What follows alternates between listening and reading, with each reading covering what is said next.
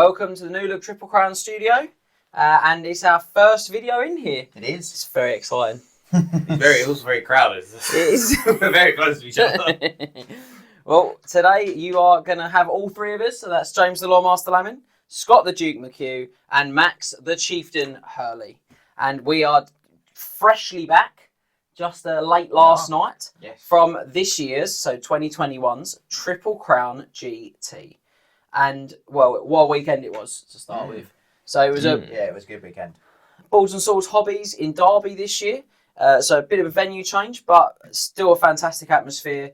Everyone came, great results. And we've got you together with us today to discuss the top 3 lists from this year. Indeed. So hence the iPad. Hence the pad, the padaroo. We're very professional now. We have a studio with everything else. We're very professional.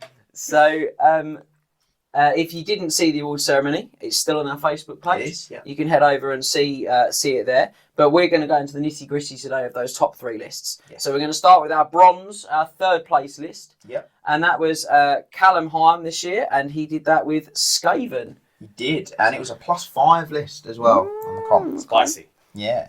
So, starting off with the Lord slot, he has a Grey Seer with 3 Warpstone tokens, a Power Scroll, and obviously a level 4 Wizard. They come with level 4 Wizards. Yeah, They do, there's no choice.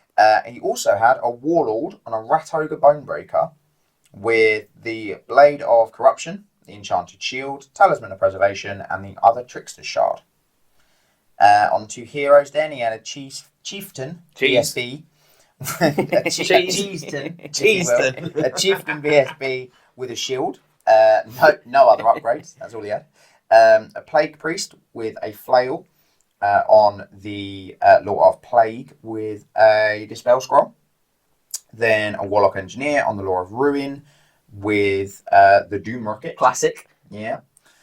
Then moving on to court, he had a unit of 38 Clan Rats with full command, shields, and a Poisoned Wind Mortar weapons team.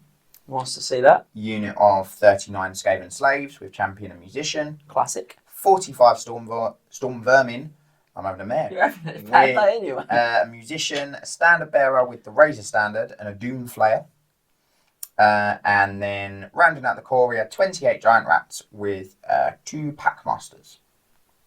Then special, he had 8 Gutter Runners with 2 hand weapons, poison attacks and slings, unit of 5 Giselles, and finally for rare he had a Doom Wheel, a Hellbit Abomination, a Plague Claw, Catapult, and a Warp Lightning Cannon. And that rounds out his list at a +5. So a Highlander. Yeah. It is Highlander, yeah. 3 of those big plus points coming from for him. Yeah. The most Highlander we've had as well this year. It was 13, 12 or 13. Yeah, it was sort of about a third of the field overall was Highlander. There was a lot of beheadings going on for the Highlanders. Yeah. That movie's great. Other 80s movies are available. 80s, yeah. I like the way you looked at me to just check if You're that was old an enough 80s to know if movie. it's an 80s movie. So, quite different actually. Interesting list, I think. But Yeah, the Warlord is probably the most different Part of element of it, especially on the Bonebreaker. and Doomflayer. I mean, Doomflayer is more unique because I never see Doomflayers. it's that because is true. they're not very good. Well, there is that, yeah. I think even Callum knows they're not very good. I think you just do something to make them good. I'm sorry. Well, I think that the Bonebreaker is obviously a bit risky because he can get cannoned out. But I know that this was a bit topsy-turvy for Callum, so I think his +5 helped him at the end. I know that he was handed one really big loss for sure. Yes. Because I spoke to him about it. We haven't got the results in front of I us. think he had 2. He definitely got 1 20-0. I think he got 1 on day 2 as well. Or it was very close to it. It was a very big win. I do know he did, unfortunately, 20-0. Oh, poor old Nick Gow. Oh, poor Oh, Nick. Yeah. So that's what that Sorry, was. Nick. But, You did your best. I think it's That's just the Skaven way, though. it's isn't classic Skaven, isn't it? I think was his performance this weekend, which was some massive highs and some massive lows. I saw when he played Alan's Demons, and just about everything that could go wrong for him went wrong for him. As is the Skaven way. And Callum was actually on the live stream with his Skaven in game 1 Saturday morning, and I was sort of stood behind him watching the stream, or watching the game live on the stream, and he's Warp Lightning Cannon blew up, I think, turn 1, maybe turn 2. Like, without doing anything. I think he said the same thing happened against Alan. Yeah, it definitely didn't work against Alan. It wasn't having a good morning, Saturday morning. No, it just decided it was had enough. But yeah. I think in some ways, though, as much as it's Highlander and as much as there's lots of elements there that you maybe don't think you see often, it's still got all the spine of a strong list. Definitely. You've got 3 big blocks there in the core that are going to hold stuff up and grind them out. You've still got your Help Abomination for the powerful flank strikes, which is exactly what you need. And you've got good support in the Plague Claw and the Warp Lightning Cannon, or certainly as good support as you're going to get from Skaven Artillery. And you've still got Doom Wheel, which, if you've watched the Skaven Deep Dive, you'll know how good they are as well. So I think it's a really smart list in that way. A couple of Giselles in there as well, which you never really see. Which I think they're all right. We talked about them recently, didn't we? And we would sort of think they're okay. There's lots of that's the Skaven all over. I think in a lot of ways that they can be quite okay. So certainly nice to see Callum back again with another plus list and sneaking himself into the top 3 for the second consecutive year. Actually, I think he's or second consecutive tournament. Because there's obviously that little chunk in the middle that we all like to forget about. I think. So he's done it with Dwarves and then did it with Skaven. It's quite thematic as well in a way. I think that the only sort of thing we've talked about before is that, from sort of running the event for years and years, generally when you start to get above plus sort of 3, it starts to become harder to win. Because you've taken just 1 or 2 extra concessions in your list. And so I think it's a testament to how good a general Callum is and what a good player he is. But I think it's also that just 1 or 2 points. I don't know exactly how far behind Matty was, but I don't think it was a huge amount. No, I think it was about 5.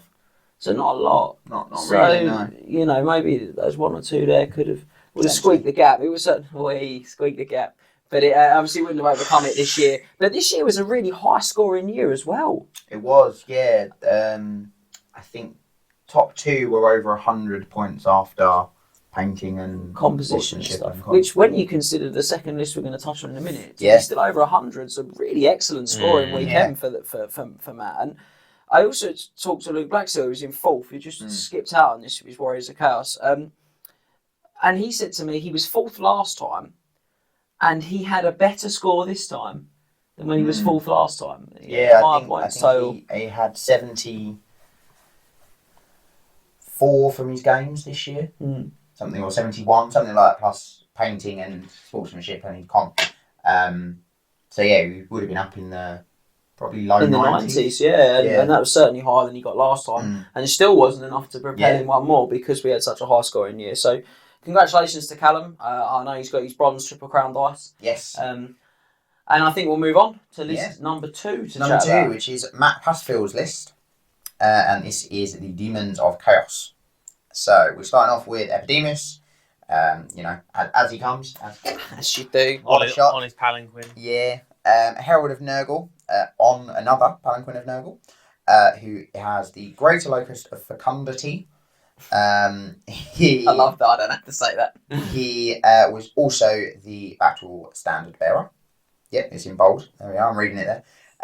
Then moving on to core, we have 31 Plague Bearers of Nurgle with full command and the... I'm just seeing if they have the standard of discipline. I don't think they did. They do. They do have the standard of discipline, yep. They do. So full command and the standard of discipline. Then he also had a unit of 12 Bloodlessers with full command and just full command. Just full command. Yeah. Super cheerful. Yeah, pretty sure they're in there just because they're a plus. Yeah. And so you don't have to have such a large unit of Plague Bearers that you're then at -3 for the size of them. Yeah. On to special then, and his first unit of beasts, because there are multiple, is a unit of 4. He actually has 2 units of 4. Yep. And 1 unit of 5. I thought it was the other way around. So he's got 2 units of 4 beasts and 1 unit of 5.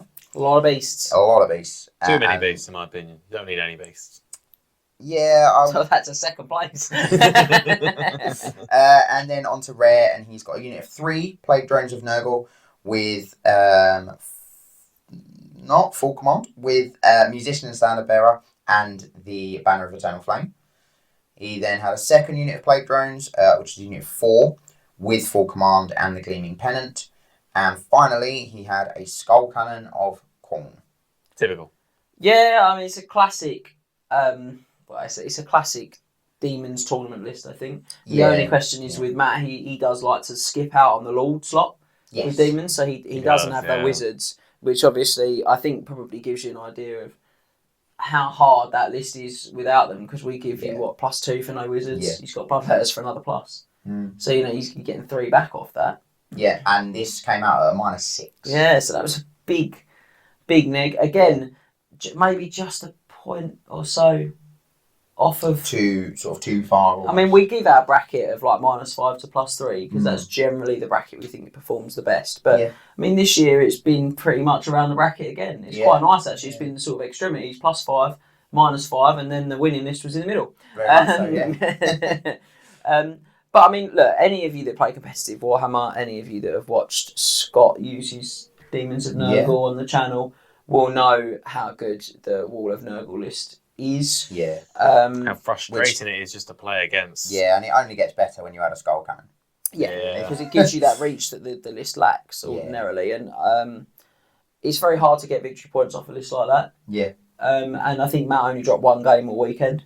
Yes. And actually did score a 20-0 against the Banner of the World Dragon High Elf list. Yeah, which played was phenomenally well. Yeah, he played excellent. Did some really good tactics with some sandwiching and stuff, which I think we might discuss in another video going forward, actually, because I think there's some really good stuff there for all of the Demons players at home that really hate that item. But you know, Matt's, and if you don't play Demons. Yeah, I mean, Matt's a pro at the end of the day. He's won Triple Crown a couple of years ago now. Yeah. So he's not like it's his first rodeo at a competitive level. It's not really a lot to say. No, I would agree with Max though, and say there's probably too many beasts. I think. I mean, 2 units of 4 is enough. I feel. Or 2 units of 6. I know you get hit harder on the comp. That's hard. For units of 6+, it's sort of an extra minus. So if you went for 2 units of 6 and spent the extra points on things that weren't beasts, it would be an extra -1. Unless he took some pluses that were beasts. Like a unit of Nurglings would be an obvious choice, wouldn't it? To stay in the Nurgly theme, if you like. Yeah. Or maybe if he dropped the base, maybe add an extra plague drone into his units. Yeah. I don't know if he's got enough points in his rare to do that, but I usually like use of 4 monstrous cavalry in my armies rather than use of 3. Maybe it would be close. Yeah, I don't know. I think I probably disagree with you guys slightly here. I don't think you can ever have too many beasts, which is why they're comp so hard. I think they're just dirty. They're really hard to get the points off of. You've got to play so well to kill them. Yeah. They're really strong. They're consistent because you throw so many dice with them. I do think this list lacks chaff though. So I do think dropping a beast or 2, you drop 2 to get a unit of Nurglings, which is also a plus. Yeah. Even then, just going down to 3 units of 4 beasts, which is or sort of a unit of 3 and 2 units of 4. Yeah. To then get the Nurglings for the chaff, for maybe the war machine hunting because they scout as well. Yeah. Yeah, it's certainly got it's certainly sort of only answer to a war machine is its war machine, isn't it? Because it's not got spells to kind of back that up. I think again it's a testament to Matt as well, because we all know how good Magic is in 8th edition Warhammer. So to come out with no wizard at all, no bound items, nothing. I think that just speaks volumes to the player that he is, and we didn't get him on the stream this year. We didn't, because there was so many fantastic looking armies, and Matt's army's beautiful as well. I should hasten to add, it's really lovely too. But it was just such a packed field for that this year. There were lots of nice armies. And we're going to have all of the kind of guys that put their armies up for best painted. So if you like, the nominees, if you like, we're going to put all of that up on Saturday. You'll get this Thursday, and then you'll get that Saturday, so you'll be able to see some of what we're talking about even more. Definitely. But very strong list. Not a shocker that it's up the top. Not really. In fact, Demons performed excellently this year. They did. There were 4 Demons of Chaos players, and all of them were top 10 finishers. So that's. The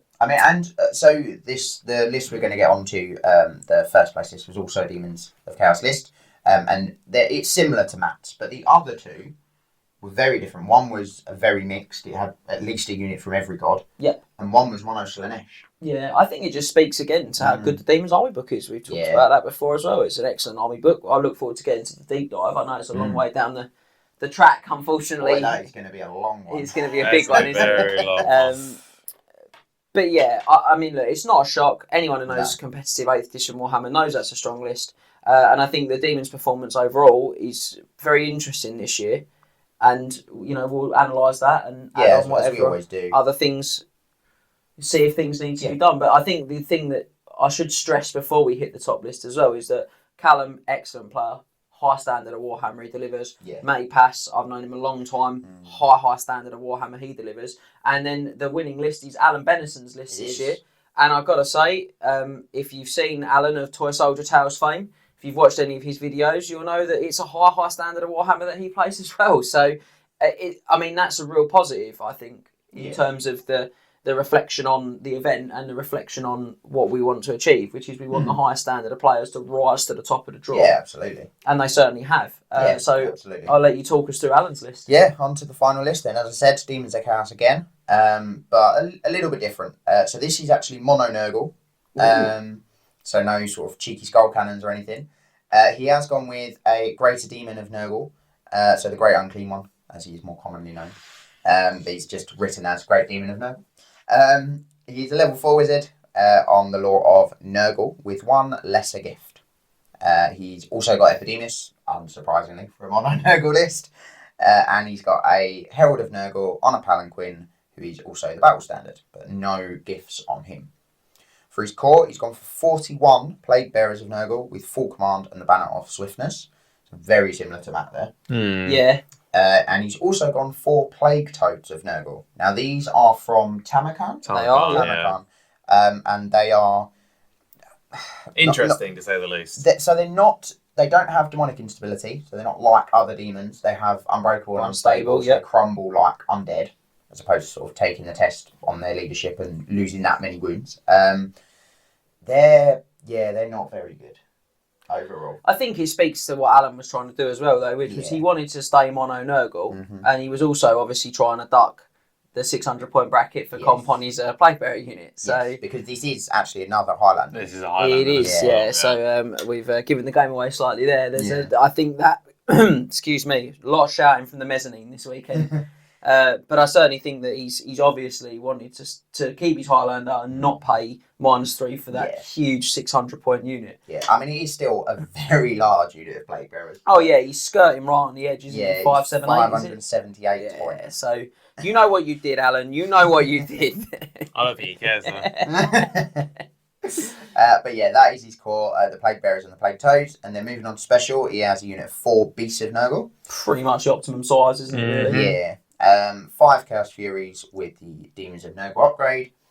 3 Nurglings round out special choice. And then for his rare, he's got 4 Plague Drones with the Plague Proboscis, which is the poison attack. And Musician and a Standard Bearer with the banner of Eternal Flame. And finally, he's got a Soul Grinder, who's been upgraded to be a Demon of Nurgle, to be 2,495 points. And that comes out as a +1. Yeah, so I think It's interesting to see a plus army on a Wall of Nurgle army. Yeah. A plus bonus on a Wall of Nurgle. Yeah, I mean, that's... So, look, I think there's 2 ways we can flip the coin here. So, I'm going to stress once again, Alan's an excellent player of the game. Yeah, I think that you could put that in the hands of a much less skilled player and they wouldn't win GT. So, I think that's really important. Look, he's but stuff in there that is probably slightly less than optimal. I think the Guo is good. So the Grey Unclean One is good. But, you know, he is an obvious target for big things like banishment and cannonballs, potentially death snipes, Purple Sun. And again, actually, I know because I saw Al's games that he avoided the large majority of the magic side of it. He had a couple of guys with cannons. One of those was Callum and the Cannonade itself. He did actually play Matt. And again, I think this is another testament to how well he played this weekend. He beat third, he beat second. You know, he didn't play guys that were there for a fun weekend away. He played the guys that were there to win the GT. I think I was chatting to him. He played 2nd, 3rd, 5th, 9th and someone much lower, but I can't remember. But I mean, you know, 4 of his games are the top 10. Top 10. Yeah, so you know that should speak volumes to the way that he played Warhammer this weekend. I think there are, you know, the Soul Grinder is slightly suboptimal because they're quite big, and I mean I think they're all right. They're probably slightly suboptimal, but I think if you're going for Mono Noble, especially if you're going for Highlander, there's not really anything else you're going to take out of the rest. Well, so. that is the thing, isn't he? He's gone for the Highlander, Yes, and actually Highlander seems to be becoming more and more popular. So I think not a shock to see a Wall of Nurgle at the top. Maybe a shock to see that construction of a Wall of Nurgle at the top. Okay. It's probably fair to say, because I think that one of each flavour, that going for the big stuff. And he did some really good tactics as well, with hiding Epidemus behind impassable terrain and stuff like that to help offset the artillery and things like that. So it was certainly interesting. Yeah, I watched a couple of his games. I watched his game against Matt and James Irwin with some Orcs and Goblins. A really sort of out there Orcs and Goblins army with, I think, 9 war machines it was. Yeah, I think it was a good list. I mean, James was 10 or something like that. James was well in contention as well. Yeah, he absolutely. was right up there. So yeah, and yeah, like James said, Alan played really well with the sort of mitigating the risks from artillery with Epidemus, hiding him behind some impassable terrain.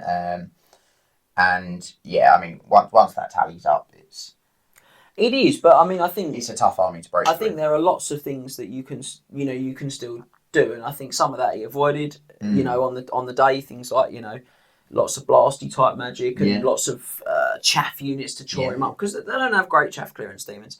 And I think some of that he avoided, and some of that, like we said about the artillery and the way that Alan played against it, was mitigated by excellent play, and that's exactly what, you know, winners do, quite frankly. So I think that's about it, really. Yeah. It was a fantastic year again. It was amazing to get the gang back together. But after 18 months hiatus of tournament play. Yeah. So it was cool, to say the least, wasn't it? Yeah, it was awesome being at Boards and Swords as well. Brand new venue for us as sort of hosting a tournament. And yeah, it was really good to get down there, see the guys, and sort of have an event down there. Yeah. It was a really cool venue. So Triple Crown GT will return. It will. And it will return April 2022. So along with another event at Boards and Swords, so that is going to be in Essex again, is the plan. Yes. That's the golden plan. We are going to return to Boards and Swords in Derby as well, and that will be in July as it stands. Yep. And then don't forget, coming up very soon, we've got the Light of Albion campaign weekend. Yeah, in a couple of months. So if you fancy doing something a bit different, maybe going for a much more thematic army, maybe you know, playing some missions that, you know, a lot less kill orientated, should we say, then that might be your bag. And I think we've still got some tickets left. Yep, we do. Got to be honest, it's not a lot, but there are some. So make sure you head over to triplecrownwargaming.com and check that out. I think that's probably it from us. That is our roundup of the top 3 lists of the Triple Crown GT 2021. Again, congratulations to all the guys that finished in the top 3, Callum, Matt and Alan. And to all the guys that just missed out in the last sort of closing moments of the round, because I know especially Luke's game was sort of going to the wire at the end. Yeah, it's very edges. So and also thanks to everyone that came and just had a good time and made our weekend great. I don't think we had any ag, which is lovely. I've got to be honest, it's really nice when everyone sort of plays in that right, you know, spirit, if you like, and treats each other nicely. So it was awesome. Make sure you head over to Facebook and to Instagram, stick a like on us. Why not? Treat us. And we'll see you very soon for more videos. Yes. Remember to tag your friends and like, subscribe and share today. What are you doing, mate? I'm sharing. That's all sharing, mate. Oh. Head over to triplecrownwargaming.com and become a Knight of the Realm today.